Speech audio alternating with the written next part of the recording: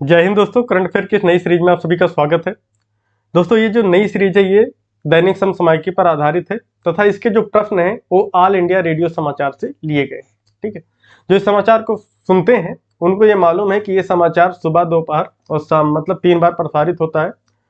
और आपके current affair की दृष्टि से जितने महत्वपूर्ण प्रश्न बनते हैं, यदि वो प्रश्न ऑल इंडिया रेडियो समाचार में भी प्रसारित हो रहे हैं तो आप सोच सकते हो आपकी परीक्षा के लिए कितने महत्वपूर्ण है। तो मेरी कोशिश ये होगी कि हमारे सिलेबस के अनुसार जितने भी एक दिवसीय परीक्षाएं होती हैं उसके हिसाब से जितने महत्वपूर्ण करंट अफेयर के प्रश्न हैं, यदि वो ऑल इंडिया रेडियो समाचार में आते हैं उनको मैं आपके सामने लेके आऊँ तथा इसके साथ साथ कुछ और प्रश्न यदि हमारे सिलेबस के अनुसार महत्वपूर्ण होंगे तो उसको भी इसमें मैं ऐड करूंगा।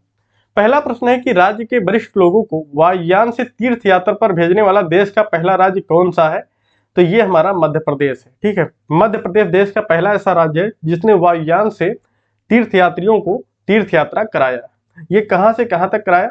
32 तीर्थयात्री थे जो भोपाल हवाई अड्डे से, ठीक है, इंडिगो विमान में बैठे और उत्तर प्रदेश के प्रयागराज में आकर लैंड करते हैं।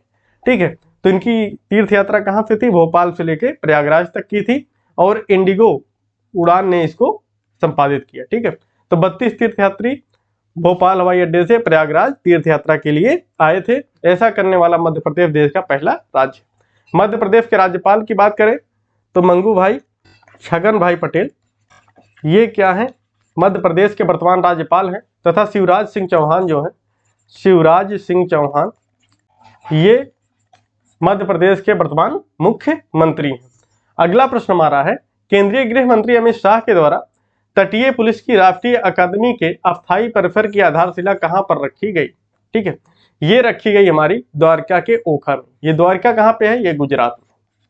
ठीक है, गुजरात में है। गुजरात के द्वारका के ओखा में केंद्रीय गृह मंत्री अमित शाह के द्वारा तटीय पुलिस की राष्ट्रीय अकादमी के अस्थायी परिसर की आधारशिला रखी गई। गुजरात की बात करें, गुजरात के जो राज्यपाल हैं, ठीक है, राज्यपाल जो हैं वो श्री आचार्य देवव्रत जी हैं। ठीक है, श्री आचार्य देवव्रत ये गुजरात के राज्यपाल हैं वर्तमान में। और भूपेंद्र पटेल जो है, भूपेंद्र पटेल, ये गुजरात के वर्तमान मुख्यमंत्री हैं। अगला प्रश्न, आकाशवाणी समाचार छत्तीसगढ़ के जनजातीय समुदाय की किस प्रमुख बोली में समाचार बुलेटिन शुरू कर रहा है? तो ये कर रहा है गोंडी बोली में। ठीक है, छत्तीसगढ़ की एक प्रमुख बोली है गोंडी जो कि संथाल क्षेत्र में बोली जाती है। इस बोली में जो आकाशवाणी है वो साप्ताहिक समाचार बुलेटिन शुरू करने जा रहा है। ठीक है, ये जो होगा एक साप्ताहिक समाचार बुलेटिन होगा। इससे पहले जो है छत्तीसगढ़ की जो हल्बी बोली है इसमें साप्ताहिक समाचार इस साल के मार्च से ही शुरू हो गया है। ठीक है, तो आप इन दोनों बोलियों को याद रखिएगा क्योंकि आपसे पूछे जा सकते हैं कि हल्बी बोली कहाँ बोली जाती है। तो ये भी छत्तीसगढ़ में ही बोली जाती है, उसके बस्तर संभाग में। ठीक है, बात करें छत्तीसगढ़ की, यहाँ के सीएम जो हैं ये भूपेश बघेल जी हैं। भूपेश बघेल जो हैं यहाँ के मुख्यमंत्री हैं तथा विश्वभूषण हरिचंदन, विश्वभूषण हरिचंदन ये छत्तीसगढ़ के क्या हैं? ये वहां के राज्यपाल हैं वर्तमान के। अगला प्रश्न, सुशासन नियमन को मंजूरी देने वाला देश का पहला राज्य कौन सा है? तो सुशासन नियमन को मंजूरी देने वाला देश का पहला राज्य महाराष्ट्र है। ठीक है, महाराष्ट्र देश का पहला ऐसा राज्य है जिसने सुशासन नियमन को मंजूरी दिया है।